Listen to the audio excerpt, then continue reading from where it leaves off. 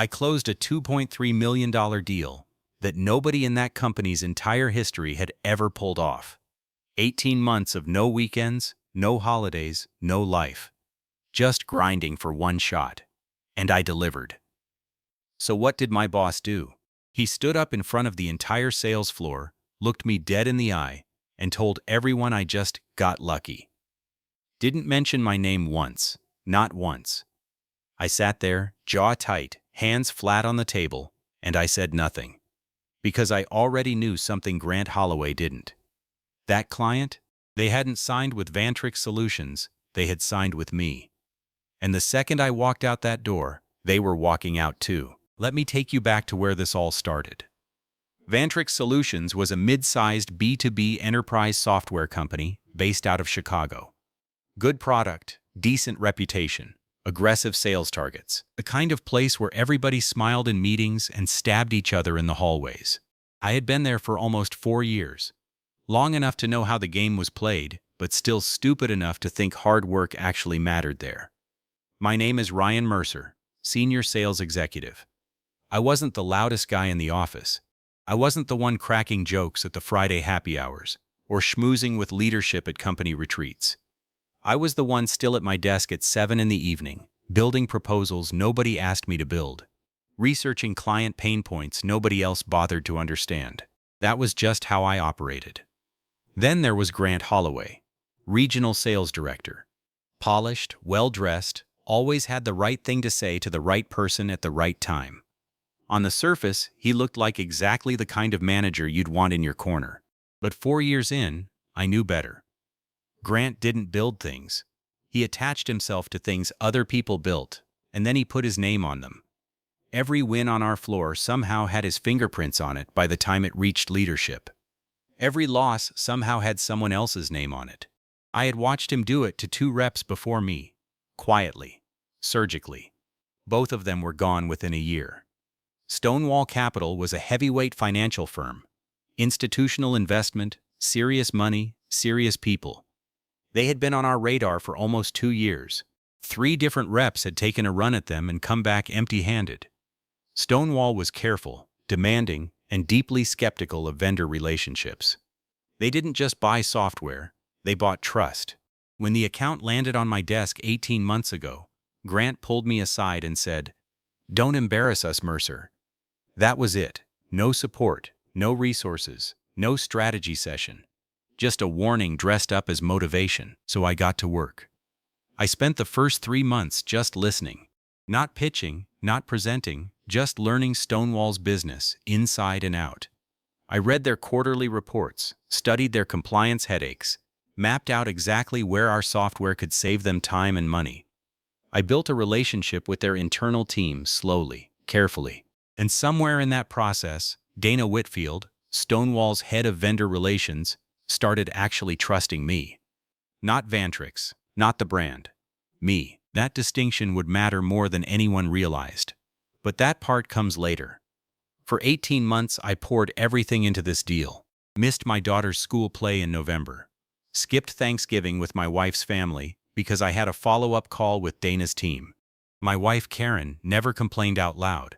But I caught her looking at me sometimes across the dinner table with this quiet, tired expression that said everything she wasn't saying. I kept telling myself it would be worth it. And then one Tuesday morning in March, Dana Whitfield signed the contract. $2.3 million, 3-year agreement, biggest single deal in Vantrix Solutions history. I sat in my car in the parking garage for 10 minutes after I got the confirmation email. Just sat there, hands on the wheel, staring at the concrete wall in front of me. Not celebrating, just breathing. Feeling the weight of 18 months finally lift off my shoulders. I should have known right then that the hardest part wasn't over. It was just beginning. The all-hands meeting was called for Thursday morning, 2 days after the contract was signed. I walked in feeling good, quietly confident. The kind of feeling you get when you know you've earned something real. The entire sales floor was packed. Maybe 40 people, folding chairs pulled in from the conference rooms, everyone buzzing about the Stonewall announcement. I found a seat near the middle, coffee in hand, and waited. Grant Holloway walked in last. always last. He had this habit of entering rooms like he was about to accept an award.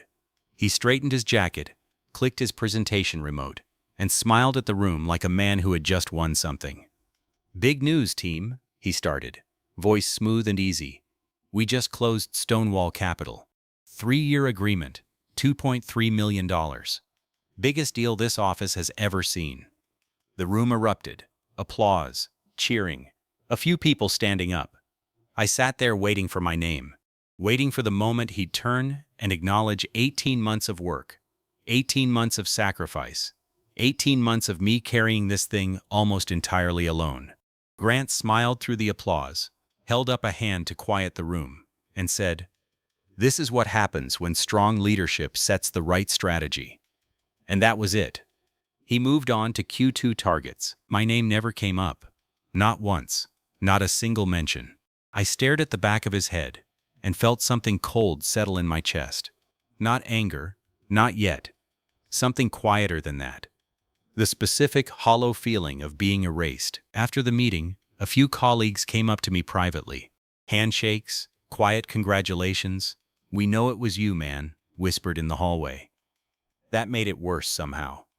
The fact that everyone knew, and nobody would say it out loud in front of Grant. I let it go.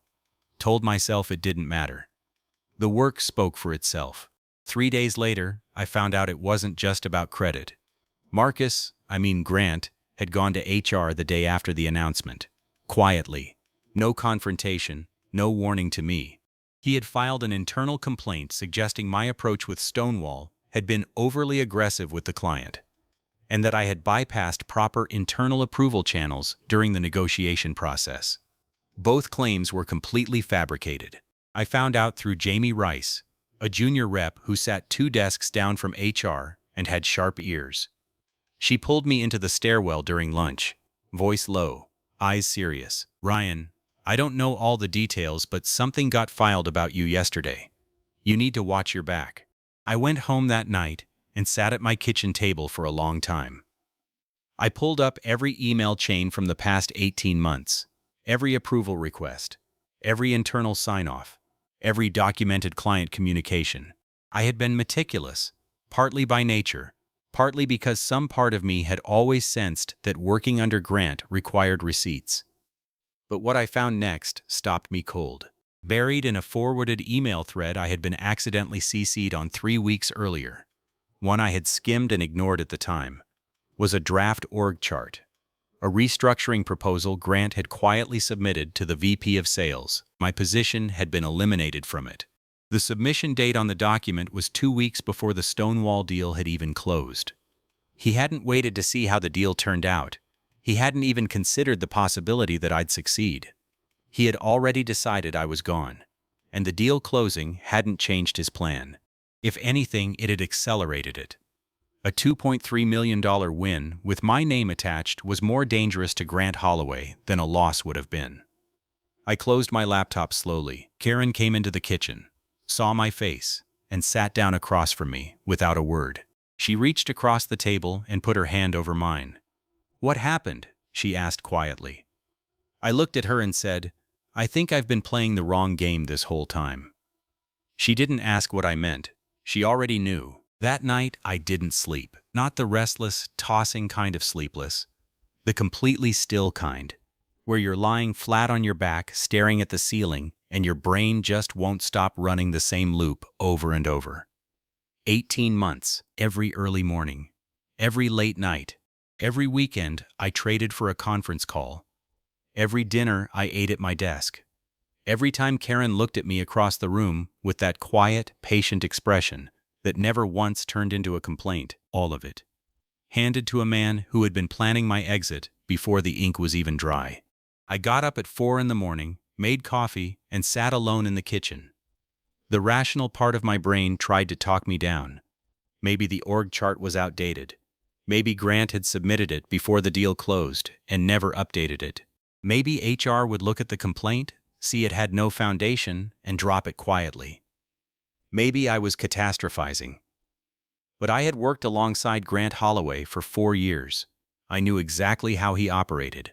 And the cold, clear part of my brain, The part that had spent 18 months studying Stonewall Capital's every move already knew the truth. This wasn't a misunderstanding. This was a removal. I almost typed my resignation letter that morning. I had the blank document open, cursor blinking, for almost 20 minutes. Part of me just wanted out. Clean, fast, no more games. Walk away with my dignity before they took that too. But I didn't type a single word because something stopped me. Not pride, not stubbornness, something more specific than that. My phone was on the table beside my coffee mug, and sitting at the top of my messages was a text from Dana Whitfield that had come in late the previous evening. One I had missed while I was buried in old email threads. I picked up the phone and read it. "Ryan, just checking in. Heard there's been some internal shuffling over at Vantrix. Want you to know, we signed this contract because of you specifically. Your understanding of our business is unlike anything we've seen from a vendor. Whatever is happening over there, I hope you're okay." I read it twice, then a third time. Dana Whitfield hadn't texted the Vantrix Solutions account manager. She hadn't emailed the sales department. She had texted me, personally, directly, at 9:30 at night. Because somewhere in 18 months of careful relationship building, the line between vendor and trusted partner had completely dissolved. They hadn't bought software. They had bought Ryan Mercer. I set the phone down and stared at it for a long moment. The resignation letter document was still open on my laptop across the table. I looked at it, then I closed it without saving. Not yet. I went back to bed just before 5. Didn't sleep, just lay there next to Karen in the dark, listening to the city outside the window, letting the anger settle into something slower and more deliberate. Anger burns fast and makes you sloppy. What I was feeling by the time the sun came up wasn't anger anymore. It was clarity. The following week at the office was its own kind of torture. Grant acted completely normal, professional, even warm, stopping by my desk once to casually mention what a great team effort the Stonewall deal had been. I smiled and nodded and said all the right things. Inside, I felt like I was watching him through glass. 2 colleagues pulled me aside separately that week. Both of them mentioned they had heard whispers about an HR complaint. Both of them looked genuinely worried for me. I thanked them, told them I was handling it, and went back to my desk. I was handling it. Just not the way any of them expected. Because somewhere between 4 in the morning and sunrise, I had made a decision. I wasn't going to fight Grant Holloway on his terms, politics, backroom conversations, corporate maneuvering. I was going to be completely, methodically, devastatingly professional. I was going to document everything, protect everything, and wait. Grant thought he had already won. He had no idea the game had just changed. The first thing I did was stop being careless. Not that I had been reckless before, but there's a difference between working honestly and working strategically. Up until that point, I had operated on the assumption that good work protected itself, that if you did everything right, documented everything properly, and delivered results, the truth would always be visible enough to matter. Grant Holloway had just taught me that assumption was a liability, so I changed my approach completely. Every email I sent from that point forward was deliberate. Every internal communication was worded carefully, clear, professional, with timestamps and paper trails that couldn't be misread or twisted. If I had a verbal conversation with Grant that involved anything related to my accounts or my performance, I followed it up within the hour with a written summary sent directly to his email. Just wanted to confirm what we discussed this morning. Here are the key points. Polite, thorough, documented. He never once responded to those emails, which told me everything. I also went back through 18 months of records and began building a complete file. Every approval I had requested and received during the Stonewall negotiation. Every internal stakeholder I had looped in. Every communication that proved my process had been not just clean, but textbook. I organized it chronologically, saved copies in 3 separate locations, and printed a physical set that I kept at home. If HR ever came to me formally, I wasn't going to walk in empty-handed. But documentation alone wasn't enough. I needed to understand the full picture of what Grant had done, and more importantly, what he was capable of doing next. So I started talking to people, carefully. Not gossip, not venting, just quiet, focused conversations with colleagues I trusted. And what I pieced together over the following 2 weeks was worse than I had originally thought. Grant had done this before, twice. The first was a rep named, well, I won't use his name, but he had been on the team 2 years before I joined. Top performer, strong client relationships. Started getting too visible with leadership. Grant had filed a vague performance concern with HR, restructured his territory without explanation, and within 4 months the guy had resigned. Clean exit, no noise. Exactly the way Grant liked it. The second was a woman who had been on the team about a year before she left. Same pattern. Strong results, growing reputation, suddenly flagged internally for issues nobody could quite specifically define. She was gone within 6 months. Both of them had left quietly. Neither had pushed back. I wasn't going to be the third.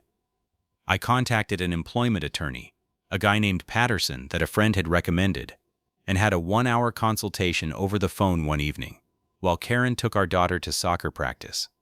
I laid out everything.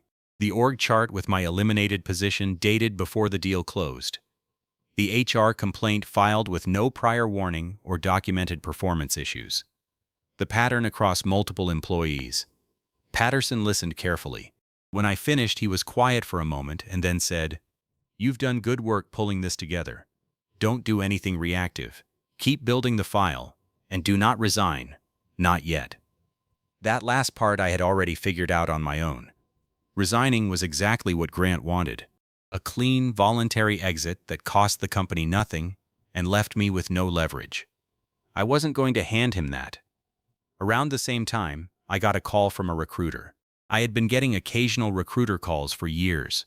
Standard industry noise that I had always brushed off without much thought.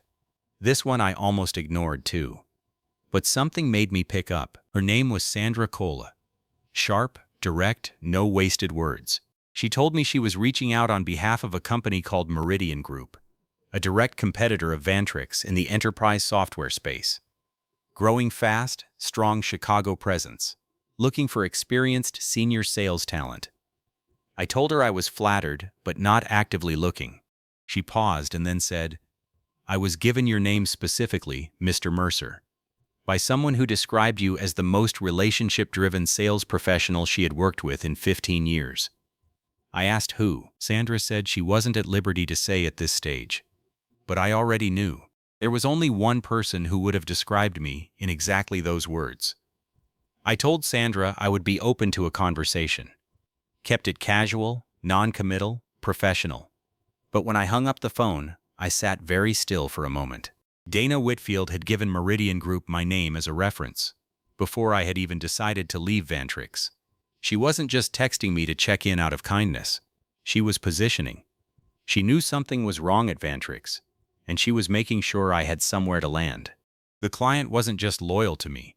She was actively protecting me. I closed my eyes and let that settle for a moment. Then I opened them, picked up my phone, and pulled up the Stonewall Capital contract in my files. I had read it front to back during the negotiation process. Every clause, every term, every condition. But there was one clause I now needed to read very carefully again. Section 11, Paragraph 4. Relationship-based continuity. In the event that the primary designated account relationship manager assigned by the vendor is removed, reassigned, or otherwise separated from their role during the active term of this agreement, Stonewall Capital reserves the right to initiate a contract review and early termination without financial penalty. I had flagged it during negotiations as standard protective language on Stonewall's part. Hadn't thought much of it beyond that. Grant Holloway had never read the contract. I was certain of it. He had attached his name to the win without ever doing the work to understand what the win actually contained. I set my phone down on the kitchen table. Everything I needed was already in place. I just had to wait for Grant to make his next move. He didn't make me wait long. The meeting request came on a Wednesday morning. No subject line. Just, Ryan Mercer, performance check-in, Thursday 2 p.m., Grant Holloway's office. Sent at 7:43 in the morning, before most of the floor had even arrived. I stared at it for a long moment, coffee going cold in my hand, and felt the familiar quiet settle over me. This was it. Not a routine check-in, not a quarterly review. There was no scheduled performance cycle happening right now. Nothing that would explain a sudden one-on-one with Grant. This was the setup, the formal documentation phase before a managed exit. I had seen it done to others enough times to recognize the shape of it. Grant was moving to finish what he had started. I replied within 5 minutes. Confirmed. See you then. Short, professional, zero indication that I knew exactly what was coming. I then spent the rest of that Wednesday doing 3 things. First, I called Patterson, my attorney. Told him the meeting had been called. He told me to go in, say as little as possible, and take notes on everything discussed. Do not sign anything without reading it fully. Do not agree to any new performance frameworks verbally. Stay calm and give them nothing reactive to work with. Second, I printed my full documentation file and put a copy in my bag. Not to present it in the meeting, not yet, just to have it physically with me. Grounded me somehow. Reminded me exactly how solid my footing was. Third, I called Sandra Coley. I told her I was ready to have a more serious conversation about the Meridian Group opportunity. She sounded completely unsurprised, like she had been expecting my call for 2 weeks. We agreed to meet Friday morning, the day after Grant's meeting. Thursday arrived cold and gray. Chicago in early April has a specific kind of miserable, not quite winter anymore, but refusing to commit to anything warmer. I drove in early, sat at my desk for an hour, answered emails, and acted like every other normal Thursday. At 2 o'clock, I walked into Grant's office. He was already seated behind his desk. HR representative beside him. A woman named Carol Birch, who had the carefully neutral expression of someone trained to witness things without reacting to them. A notepad in front of her. A printed document face down on the desk between them. Grant gestured to the chair across from him. "Ryan, thanks for coming in. Have a seat." I sat down, relaxed my shoulders, kept my face completely open and calm. "So," Grant started, lacing his fingers together on the desk. "As you know, we periodically review account management processes, especially following major contract closings. Just want to make sure everything is aligned going forward. Smooth. Practiced." The language of someone who had done this before. He spent the next 10 minutes outlining a series of vague concerns. My communication style with clients. My tendency to operate outside established protocols. My difficulty integrating with team-based sales approaches. Every single point carefully worded to sound process-oriented rather than personal. Carol Birch wrote steadily beside him. None of it had a single specific example attached to it. I listened to all of it without interrupting. Nodded occasionally.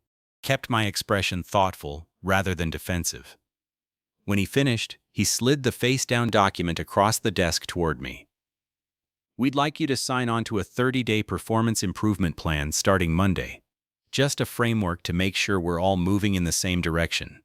A PIP." There it was. A performance improvement plan with no documented basis was the cleanest way to create a paper trail toward termination. Sign it, and you've implicitly acknowledged the concerns are valid. Refuse it, and they document your refusal as insubordination. Either way, the exit gets easier for them. I looked at the document without picking it up. Then I looked at Grant. "I appreciate you walking me through this," I said evenly. "I'd like to take this home and review it carefully before signing anything. I'm sure you understand. I want to make sure I fully comprehend everything I'm agreeing to." Grant's expression didn't change, but something shifted behind his eyes, a slight tightening. He hadn't expected me to push back that cleanly. "Of course," he said after a beat. "End of week work for you?" "Absolutely," I said. "Friday afternoon." I picked up the document, folded it once, and slid it into my bag next to my documentation file. The meeting ended 2 minutes later. I walked back to my desk, sat down, and opened my email. At the top of my inbox, time-stamped 2:47 p.m., sent while I was sitting in Grant's office, was a message from Sandra Cole. Ryan, formal offer letter attached. Meridian Group is very excited. Take your time reviewing. We're flexible on start date. I opened the attachment. Senior Sales Director. Expanded territory. Base salary 40% higher than my current package.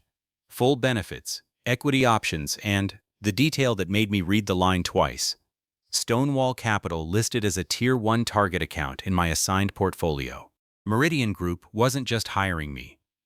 They were hiring me specifically to bring Stonewall with me. I closed the email quietly, leaned back in my chair, looked out across the sales floor, at the open plan desks, the motivational quotes on the walls, the framed photo of the leadership team in the main hallway with Grant Holloway standing front and center. My phone buzzed once on the desk beside me. A text from Dana Whitfield. Whenever you're ready, we're ready. 4 words. I picked up my phone, looked at it for a long moment, and then set it face down on the desk. Tomorrow was Friday.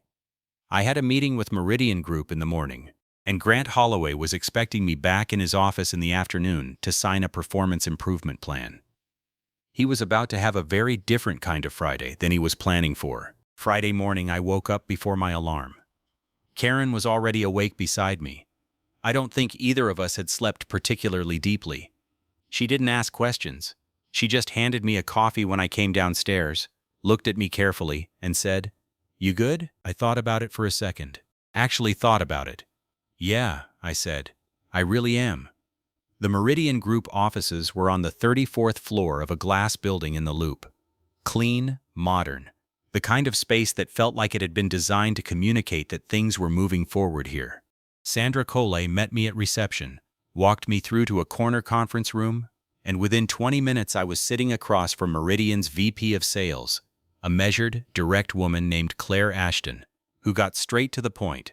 She told me Meridian had been watching the Stonewall Capital situation for months. They knew the account had been closed by a single rep operating almost entirely independently. They knew the relationship was personal, not institutional, and they had made a calculated decision that the right hire could bring that relationship into their portfolio cleanly and legitimately. "We're not asking you to do anything improper," Claire said directly. "Client relationships follow people. That's just how this industry works. We want you because of who you are professionally. If Stonewall chooses to follow, that's their decision to make." I appreciated the honesty. It confirmed what I already knew about how I wanted to operate. Everything above board, everything clean, nothing that could come back on me or on Dana Whitfield. I signed the offer letter at 10:45 in the morning, folded my copy, put it in my inside jacket pocket, and shook Claire Ashton's hand across the table. Sandra walked me back to the elevator. Just before the doors opened, she smiled and said, "For what it's worth, Dana Whitfield spoke about you for almost 20 minutes when I called her. I've been doing this job for 11 years. That doesn't happen." I thanked her, stepped into the elevator, rode it down 34 floors in complete silence. I was back at the Vantrix offices by 1:30. Sat at my desk for the next hour and a half, doing something I had never done before at that job. Absolutely nothing work-related. I read the Meridian offer letter again, checked my personal email, thought about my daughter's soccer game that weekend that I was actually going to attend this time. At 2:55, I picked up my resignation letter, 1 page, professional, gracious, 0 bitterness, and walked toward Grant Holloway's office. He was already at his desk when I knocked. Carol Birch was seated to the side again, notepad ready, expecting me to hand back a signed PIP. I stepped inside and closed the door behind me. Grant gestured to the chair. "Ryan, good? Let's get this wrapped up." I didn't sit down. I placed the single sheet of paper on his desk and slid it across to him.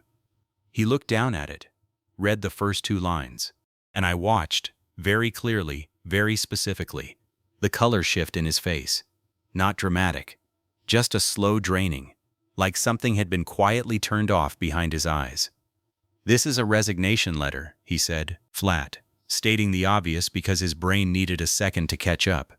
2 weeks' notice, effective today," I said calmly. Everything is documented for transition. All my account files are organized and current. Grant looked up at me. The practiced smoothness he always wore was completely gone. What was underneath it was smaller than I expected. Just a man suddenly aware that the thing he had been trying to control had walked completely out of his reach. Ryan, let's not be hasty here. Whatever concerns you have, we can work through them. I don't have any concerns, I said honestly. I've accepted another opportunity. I wish the team well. I thanked Carol Birch, turned around, and walked out. I spent my 2 weeks wrapping up cleanly. No sabotage, no poisoning relationships, no dramatic exit conversations. I did my job professionally until the last day, because that was who I was, and I wasn't going to let Grant Holloway change that about me. On my last day, I sent Dana Whitfield a brief, professional email letting her know I had transitioned to a new role and that her account would be handled by someone new at Vantrix. I wished her well, thanked her for the relationship, and told her it had been genuinely one of the best professional partnerships of my career. I hit send, closed my laptop, cleared my desk, and then I went home. Monday morning, my first day at Meridian Group, I got a calendar invite from Dana Whitfield at 8:15 a.m. Introductory call. Stonewall Capital and Meridian Group, potential partnership exploration. I stared at it for a moment. Then I accepted it. That afternoon, Dana's legal team formally triggered Section 11, Paragraph 4 of the Stonewall Capital contract with Vantrix Solutions. Relationship-based continuity clause. Primary account relationship manager no longer with the vendor. Stonewall was initiating a contract review and exercising their right to early termination without financial penalty. $2.3 million. Gone. I heard about what happened next through 2 separate people still inside Vantrix. Grant Holloway called me at 4:17 that Monday afternoon. I was sitting in my new office, actual office, door and everything, when my phone lit up with his name. I looked at it for 3 full rings. Then I answered, "Ryan?" His voice was tight, controlled but barely. "I think there's been some kind of miscommunication with the Stonewall account. Dana Whitfield is saying they're reviewing the contract. I was hoping you might be willing to reach out. Just a conversation. Help smooth things over." I let a beat of silence sit between us before I responded. "Grant," I said quietly, "I don't work for Vantrix anymore. I really don't think it would be appropriate for me to involve myself in their client relationships." Another silence. Longer this time. "Right," he said finally. "Right, of course." "Good luck with everything," I said, and I meant it. I hung up, set my phone face down on my new desk, looked out the window at the Chicago skyline. Gray sky, city laid out below, everything still moving. I didn't feel triumphant. I didn't feel the rush I thought I might feel. I just felt done. Clean, finished, ready to move forward. That was enough. 3 months passed. Chicago finally committed to spring, properly this time. Warmer mornings, longer evenings, the city exhaling after a long winter. I noticed it more than usual that year. When you spend 18 months with your head down grinding through something, you stop noticing seasons. You stop noticing a lot of things. I was noticing again. My daughter's soccer team made it to the regional semifinals. I was there for every single game.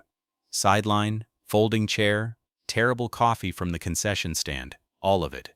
Karen stopped giving me that quiet, tired look across the dinner table, replaced by something easier, something that felt like we were actually in the same room again instead of just occupying the same house. That mattered more to me than anything that had happened at Vantrix. More than the deal, more than the new title, more than any of it.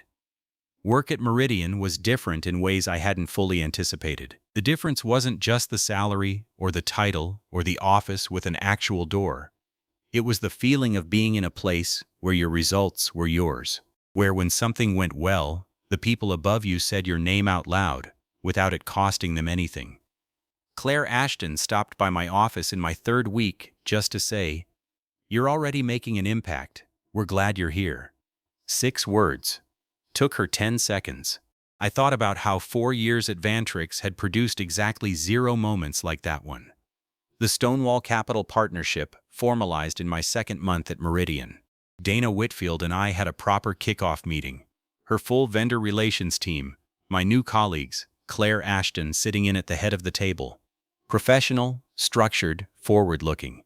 Afterward, Dana and I grabbed coffee alone for 20 minutes. The first genuinely informal conversation we'd had since everything had happened. She wrapped her hands around her mug and looked at me directly. "I want you to know," she said, "that we didn't leave Vantrix to do you a favor. We left because the relationship we had built was real, and we weren't willing to hand it to a stranger just because your boss made a bad decision. Business is still business, but trust is not transferable." I nodded slowly. "I know," I said, "and I want you to know I never asked you to do anything. Whatever you decided, that was entirely your call." She smiled. "I know that too. It's part of why we trust you." We finished our coffee and went back to work. Clean, simple, no drama. That was the version of this business I wanted to be in. As for Grant Holloway, I heard pieces of what happened, enough to understand the shape of it without dwelling on the details. The Stonewall exit hit Vantrix's quarterly numbers hard. Leadership launched an internal review. The paper trail that emerged during that review, emails, the org chart restructuring proposal, the HR complaint filed with no documented basis, told a story that was difficult to explain away. Grant wasn't fired. Corporate rarely fires people like Grant outright. Too much noise, too much legal exposure. Instead, he was quietly restructured, moved laterally into a role with a different title, a smaller team, no direct reports with major accounts. The kind of move that looks like a reorganization from the outside and feels like a verdict from the inside. I didn't feel satisfaction hearing that. Not the sharp, hot kind I might have expected. What I felt was closer to recognition, like watching a long equation finally balance on paper. Not exciting, just correct. The two colleagues who had warned me about the HR complaint, both of them reached out within the following month. One had already started a job search. The other was close behind. I gave both of them honest references, made a few introductions where I could, and wished them well. Neither of them owed me anything, and neither did I. But that was exactly the kind of professional community I wanted to be part of building. People who looked out for each other quietly and without keeping score. I think about what I would tell someone in the position I was in. Sitting at that kitchen table at 4 a.m, resignation letter open on the laptop, 18 months of work feeling like it had just been erased. I wouldn't tell them to plot revenge. I wouldn't tell them to burn it down, or go to war, or make noise. I would tell them to get very quiet, very clear, very documented. I would tell them that the best response to someone trying to erase you is to become impossible to erase. Not through aggression, through excellence, through relationships built so genuinely that they follow you out the door on their own. Grant Holloway spent 4 years trying to manage perception, trying to control who got credit, who got visibility, who got to stay, and who got quietly removed. And in the end, all of that energy, every political move, every carefully worded complaint, every restructuring proposal, couldn't survive contact with one simple truth. Real relationships don't transfer on an org chart. You can steal someone's credit. You can restructure their position out of existence. You can file complaints and run performance improvement plans and do everything right on paper. But you cannot forge 18 months of genuine trust. That was mine. It had always been mine, and it was exactly what I carried out the door with me. If you're still watching this, I want to talk to you directly for a second. Because I know this story isn't unique. The names change, the companies change, the specific details shift. But the core of it? Someone working quietly, building something real, only to have a person above them try to take it, minimize it, or erase it entirely? That happens every single day in offices across this country. In cubicles and corner offices and open-plan floors exactly like the one Ryan Mercer sat on for 4 years. And the most dangerous lie that environment tells you is this: that the people above you control your value. They don't. Your value lives in the relationships you build with honesty, in the trust you earn through consistency, in the 18 months of showing up, doing the unglamorous work, learning someone's business deeply enough that they text you personally at 9:30 at night because they're worried about you. That kind of value doesn't sit in a company database. It doesn't belong to an org chart. It travels with you, quietly, invisibly, completely beyond the reach of anyone trying to manage it away. Grant Holloway made one fundamental mistake. He confused proximity to the win with ownership of it. He stood at the front of a room and accepted applause for something he had never touched, and he genuinely believed that was enough. That credit was the same thing as contribution. That perception was the same thing as reality. It isn't. It never is. The thing that undid him wasn't Ryan's anger. It wasn't a dramatic confrontation or a calculated act of revenge. It was simply the truth, documented carefully, handled professionally, and allowed to surface on its own timeline. Grant built his position on a foundation of borrowed wins and manufactured narratives. And foundations like that don't collapse loudly. They just quietly stop holding weight. I want to say one more thing before we close this out. If you are sitting somewhere right now, at a desk, in a break room, in your car, in a parking garage, and you recognize this story because you are living some version of it, I want you to hear this clearly. Do not disappear quietly.